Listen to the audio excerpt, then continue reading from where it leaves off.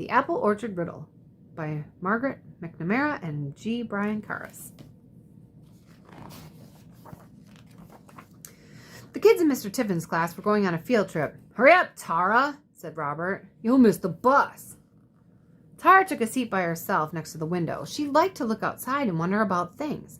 "Tara's in dreamland again," said Anna. "The lights are on, but nobody's home," said Eleanor. Tara didn't hear them. She was too busy daydreaming. When they got to the apple orchard, everybody hurried off the bus, everybody except Tara. Tara walked off slowly. "Takes me a little more time to do things," she said. "Yes, I've noticed," said Mr. Tiffin. "Hill's Orchard, come on in." The class gathered around the orchard owner, Farmer Hills. "Today," she said, "we're going to take a tour of the orchard. We'll see how apples are picked and how cider is pressed. We'll watch apples get peeled by a special machine, and we'll pick some apples off the trees.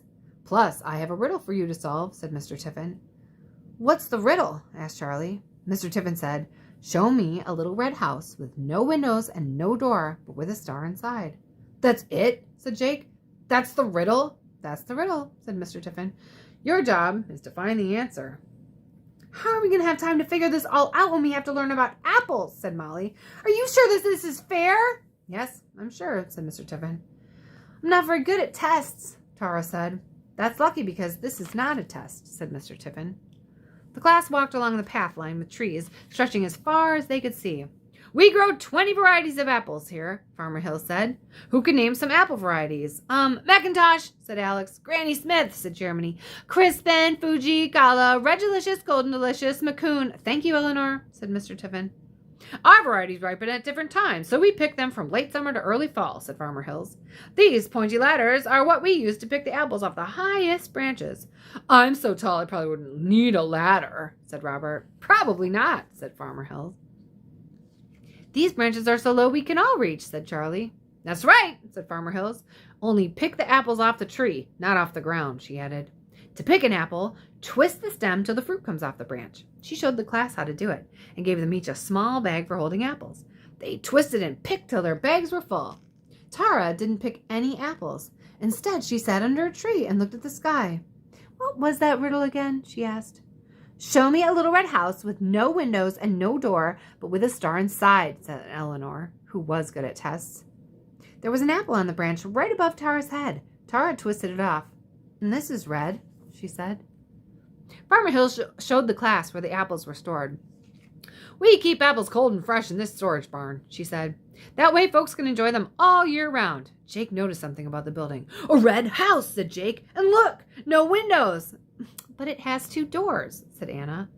"And Farmer Hills just said it had apples inside, not stars," said Eleanor. "So this is not the answer to the riddle?" asked Jake. "Correct," said Eleanor. Tara wasn't looking into the barn. She was looking at her apple. She saw a tiny worm burrowing into it. "Hey, look who lives here," she said. "Yuck! Don't eat that one," said Robert. "I won't," said Tara. She laid the wormy apple carefully on the ground. Mr. Tiffin tossed her an apple out of his bag, and she took a bite.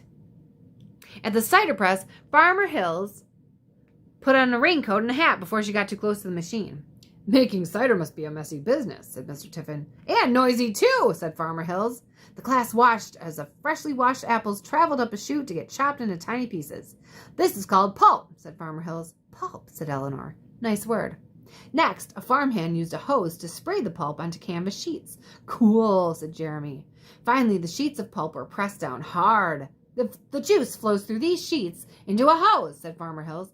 "Then it gets pumped into a big metal tank for one last treatment." "And then it's cider?" asked Charlie. "Then it's sterilized, and then it's cider," said Farmer Hills. Robert spotted an old tractor as they walked across the farmyard. The tractor was red with rust. "Hey," he called, "this tractor doesn't have any windows or a door." Alex and Charlie ran over. "That's because it's a tractor, not a house," said Alex.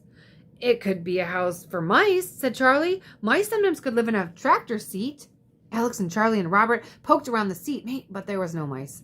"Maybe there's a star inside," said Alex. Robert and Charlie looked all over the tractor. It had a steering wheel and a gas gauge and a couple of pedals, but no star, said Charlie. The apple peeler was the next stop.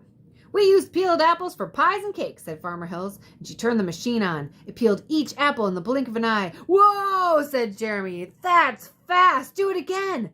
Molly and Kimmy peered into the machine, but they did not get too close. It's sort of red, said Kimmy, even though it's only a little silver. And there are definitely no windows, said Molly. No door either, said Jeremy, so we win. Yeah, but where's the star? Kimmy asked. The three of them watched as the machine peeled the apples one after another. No star here, said Kimmy. At the end of the tour, Farmer Hills took the class to the farm stand. Help yourself to a cup of apple cider and a cider donut, she said. Just one each, said Mr. Tiffin. But Tara's not eating hers, said Jake. Tara was still munching on the core of her apple. Aren't you done with that yet? Said Robert. Not yet, said Tara. She chewed every last bit of it until she got to the seeds. 5 seeds, she said. Just then, Mr. Tiffin looked at his watch. Hey, class, he called. The bus will be here soon. Let's talk about what we learned today. We learned that apples come from a lot of different varieties, said Molly. Crispin, Fuji, Gala, Red Delicious, Golden Delicious, Macoun, said Eleanor. Cider presses make a lot of noise, said Jeremy. Donuts are yummy, said Jake. What about the riddle, said Mr. Tiffin. There doesn't seem to be an answer, said Eleanor. I told you it was no fair, said Molly. Tara walked over to Mr. Tiffin. She had 5 apple seeds in one hand and a round red apple in another. She handed Mr. Tiffin the apple.